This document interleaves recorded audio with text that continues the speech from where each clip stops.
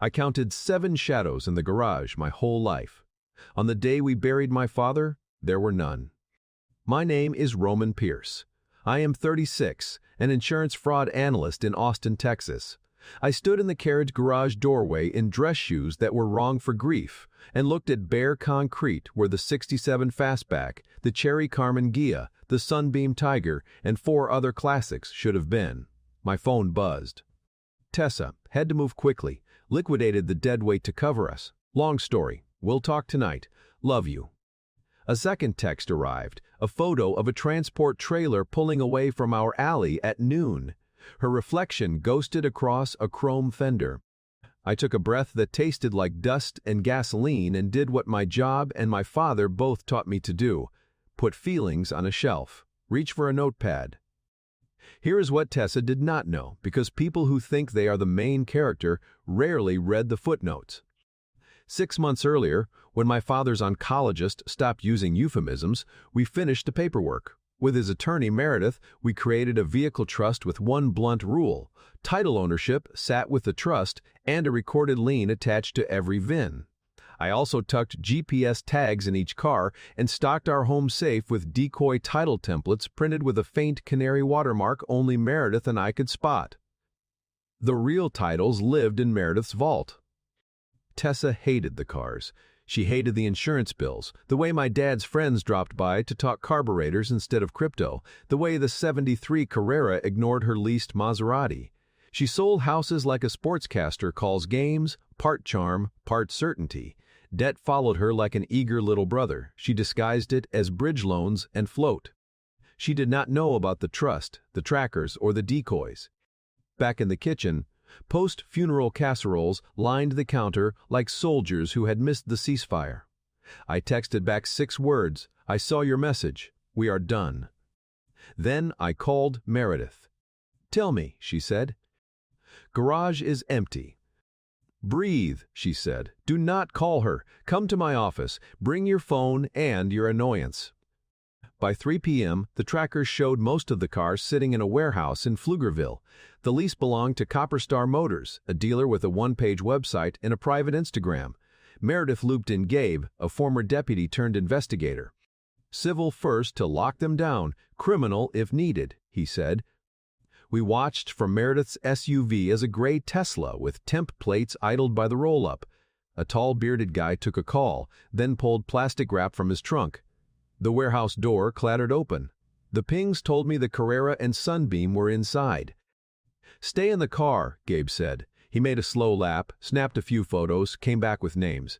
Clipboard guy was Dax. Tesla was a Jason. We left without knocking. Meredith filed for a temporary restraining order, enforcing the trust's lien and forbidding Copper Star from moving or selling the vehicles. A judge signed at 6:12 p.m. because Travis County understands women in pearls with knives for voices. At 6:13 p.m., Tessa texted, "Let's sit down like adults. I can explain." "Explain how you sold what you do not own," I typed, then deleted. Patience. We set a meeting for 9 a.m. at Meredith's. Tessa arrived in a shirt that wanted you to believe there was a boat. Meredith handed her the order. "You sold 7 cars that do not belong to you," I said. "I liquidated assets to cover our situation," she said carefully. "What situation?" I asked. She tried sincerity. Meredith slid across a stack of paper. "Titles are held by a trust. The lien is recorded. You printed decoys from your home. We have the watermark. We have garage video. We have GPS. We have a witness placing you at Copper Star with a man named Jason while my client was burying his father. Any questions?" "You are bluffing," Tessa said. "Then keep moving vehicles in violation of this order," Meredith said. "A deputy would love to teach." Tessa asked for a lawyer. She returned it too with Ron, a man whose loafers had opinions. He opened with a speech about marital property. Meredith slid the trust binder back across. Ron read. His tone changed. "My client is prepared to cooperate," he said. "Good," Meredith said. "Names, accounts, wires, now." While they stalled, we served Copper Star with a writ of replevin. Dax said the cars had already been sold to a collector. The deputy tapped the badge on his chest. The door opened. Under bad lights, my father's cars sat in 2 rows, dusty and scared. We photographed each VIN and matched to the trust. Hank, my dad's oldest friend, called in favors, and by sunset the shadows were back where they belonged. Dax admitted the wire went to Northern Plains Savings. Meredith wrote the routing number like a birthday wish. On our way out, the gray Tesla rolled in. "You must be Roman," the driver said, taking off his sunglasses. "Jason." "You should probably call a lawyer before you finish that sentence," I said. "I am here to solve a mutual problem," he said smoothly. "My problem is solved," I said, nodding toward the departing flatbeds. "Tessa said you were reasonable," he tried. "Tessa does not know me." He left with a promise I ignored. The DA opened a file. "Copper Star may try the good faith story," the prosecutor said. "Your paperwork is a gift." They warned Copper Star to sit still. Tessa texted twice a day, her tone migrating from bravado to romance, to blame to fear. I answered none of it. 2 weeks later, APD's Financial Crimes Unit called. Jason Hargrove had appeared in other reports, the same pattern every time: forged titles, quick resales, victims too dignified to enjoy fighting. One thread ran through: a hard money lender named Carson who bankrolled deals through a tiny bank he controlled, Northern Plains Savings. "Want to help us close a loop?" the detective asked. I wore a wire to dinner with Carson at a steakhouse that believes napkins should be thicker than mortgages. He pitched liquidity and moving past misunderstandings. I let him talk. When he suggested a loan secured by property I did not owe him, I set the recorder by the salt like a centerpiece. He did not flinch. He introduced Jason as client relations. The van outside whispered bingo. Subpoenas followed. Tessa moved out the day after the cars came home. She left a note, staying with a friend. I found a receipt for a furnished unit on Rainey and forwarded it to Meredith. Tessa asked for pathways. Meredith replied with consequences. In divorce negotiations, Tessa asked for the Maserati. Meredith offered the bicycle she never rode. Tessa requested consideration. I texted her a photo of the Carmen under Hank's string lights. "Consider this your last look," she signed. So did I. The judge's gavel sounded like a drawer closing. The DA charged Dax with receiving stolen property and Carson with laundering. Jason flipped. "Do you want us to include Tessa?" the prosecutor asked.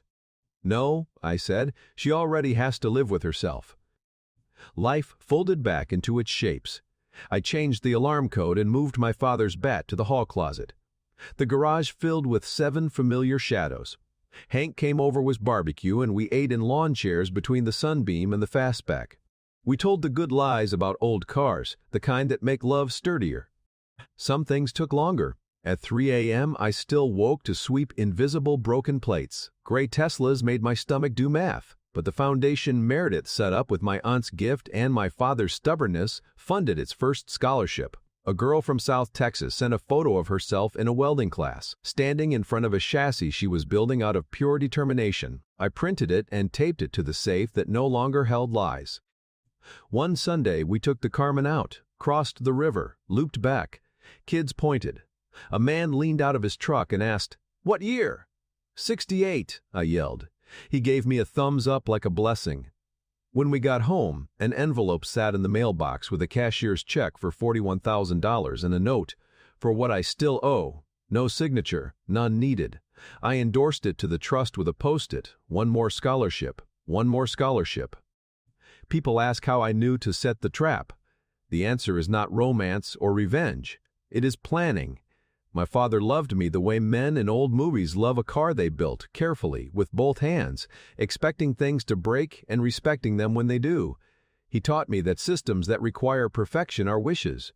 So I built a system. Here is the part the internet downvotes because it is not a victory lap. I am still sad. But I sleep. I open the garage and count 7 shadows. I open the foundation's inbox and read thank yous from kids who will fix things I will not understand. I open the front door and pass the safe without wondering which lies are inside. I met Tessa at an open house where I was pretending to care about crown molding because my friend Benny was the listing agent and begged me to be the extra body who looks impressed. Tessa swept through with clients like she owned the floor plan and talked about light the way a weather guy talks about the jet stream, confident, wrong, and unbothered. She noticed me, noticing, and made it a bit. She was kind in the exact ways charisma can be kind. She remembered birthdays better than calendars. She sent flowers the morning after any fight and weather reports before trips I had not invited her on yet. She learned the nurse's name who started my father's IV and wrote it down. The first red flag was not red. It was confetti. She loved risk so loudly it sounded like ambition. A bad flip turned into a triumph of negotiating. A bounced check became a lesson about trusting the wrong person. When the market dipped, she leased a Maserati for brand. I said we should wait. She said life is timing. I checked the math and it did not check me back, but her grin made dissent feel like stale air. Cancer arrived like a rude guest and left the kind of quiet that bruises if you touch it wrong. I slept in a recliner by my father's bed and learned the language of beeps. Tessa visited twice and brought expensive juice the nurses threw away. Hospitals depress me, she said, as if avoiding them were a personality. When a small inheritance from my aunt hit my account the month we started funeral logistics, Tessa suggested we monetize the garage. Your dad would want the cars to work for you. She meant for her. It was the first time I looked at the Maserati and saw a red flag's tail in the exhaust. The morning after the empty garage text, my neighbor, the one who walks his beagle at military hours, knocked. Saw a truck earlier, he said, towing the beagle's ear. Your wife waved. I figured you knew. He looked at the knot in my jaw and added, want the Ring video? 10 minutes later, I had a 35-second clip of a transport backing into our alley and Tessa gesturing like a person arguing with a mirror. Meredith added it to the binder like garnish. At Brightstone Bank, Harold, the branch manager, looked apologetic and fascinated, the way bankers look when they get to click buttons for a story their spouses would not approve of. He showed us withdrawals I had not seen. Most initiated late at night, he said, tilting the screen. Round numbers, just south of flags. The transfers fed a new account at Northern Plains Savings, a bank I had never heard of because it is a closet with a logo. The ledger read like a diary she never meant to publish. Tessa tried charm to get ahead of it. A voice memo arrived at midnight.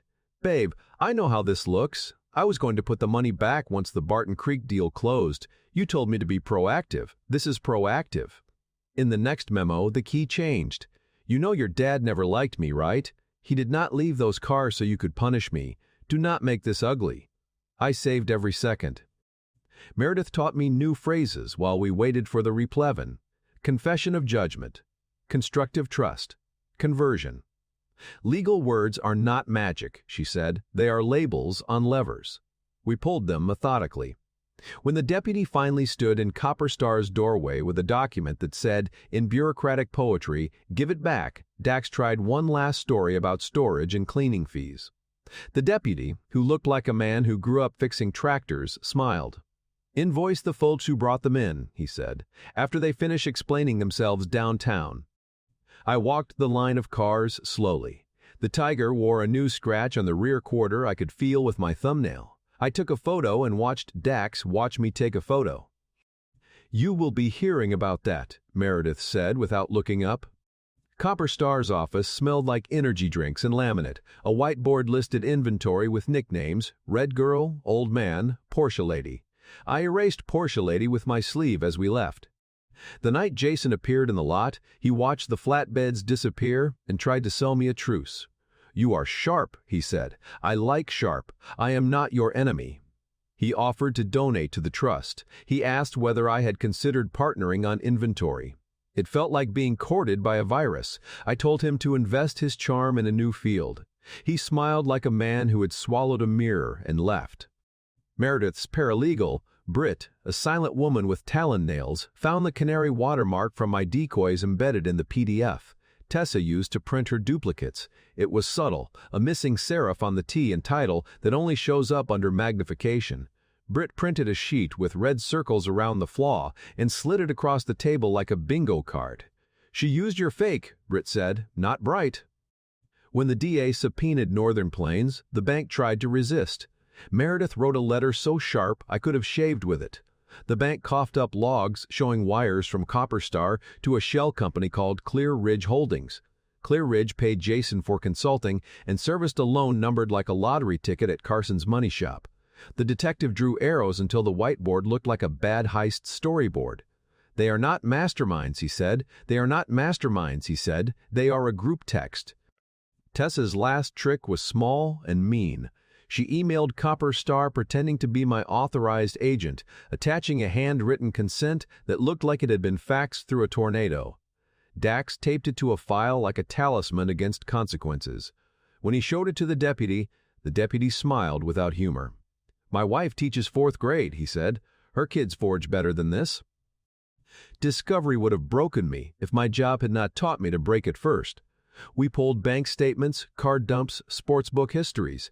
Tessa had 3 different betting apps, all named like vitamins. She borrowed against commissions and then borrowed against the borrowing. She tried to take out a HELOC on my father's house the week after the memorial and got blocked by a freeze Meredith had filed preemptively. Her second lawyer pivoted to sentiment. "My client acted out of desperation," he said, as if desperation were an alibi. Meredith slid the ledger back.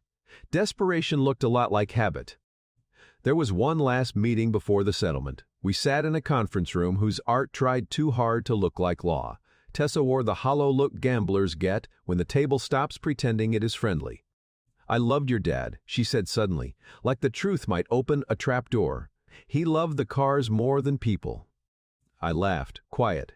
"He loved people who did not steal from them," I said. "Turns out that list is shorter than I thought." She signed.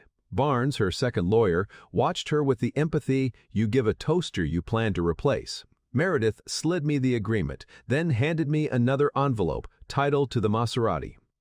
"You sell it," Meredith said. "Apply it to the foundation. Consider it a donation from someone who does not know how to give." I listed the Maserati the next week. A college kid came with his dad, a man in steel-toe boots. The kid ran a careful hand along the fender like he was reading Braille. "I have never driven anything like this," he whispered. "Me neither," I said, and meant speed without lying. Jason, now cooperative, wore contrition like a sweater he planned to return. He provided emails, text threads, a spreadsheet named Boats that detailed splits. Copperstar's owner performed shock. Carson hired a lawyer known for turning subpoenas into performance art. None of it changed the picture you get when you map greed with enough lines. It is a circle eating itself. After the gavel, after the flatbeds, after the steakhouse and subpoenas and the memory of Tessa's reflection in a chrome fender finally scabbed, there was only maintenance. I learned to check tire pressure without crying. I learned to hear a new creak without assuming doom. I learned to let the garage smell like oil and dust and not betrayal. Progress is boring most days. That is how you know it is real. I kept the Sunbeam because my father once let me drive it at dusk when I was 15, and my bad day had outgrown the house. I kept the Carmen because it looks like a smile you can drive. I sold the Carrera to a museum that runs it on Sundays and sends me video of elderly men tearing up. I funded 3 more scholarships instead of buying things to forget with. On quiet nights, I sit in the fastback's driver's seat and read the maintenance log in my father's handwriting like a letter he kept adding to. "Tighten, listen, try again." 3 months after the filings went public, I got a DM from a woman whose profile picture was a golden retriever in sunglasses. "I dated Jason for 5 months," she wrote. "When I would not invest, he moved on. Thank you for making noise." I typed back, happy to turn up the volume. She replied with a screenshot of a text he sent a new mark. Same pitch, different commas. Predators are not creative. They are persistent. Systems stop them. On the funeral's anniversary, I took Hank to the cemetery with a thermos and a folding chair. We told my father about the scholarship kids. Hank told him about a carb rebuild that went sideways until it did not. I told him about the canary watermark. He would have loved the decoys. "You were right about planning for failure," I said out loud, "because grief makes you foolish and brave at once. I planned. It worked." On the way home, a gray Tesla merged too close, and my chest did that old, bad thing.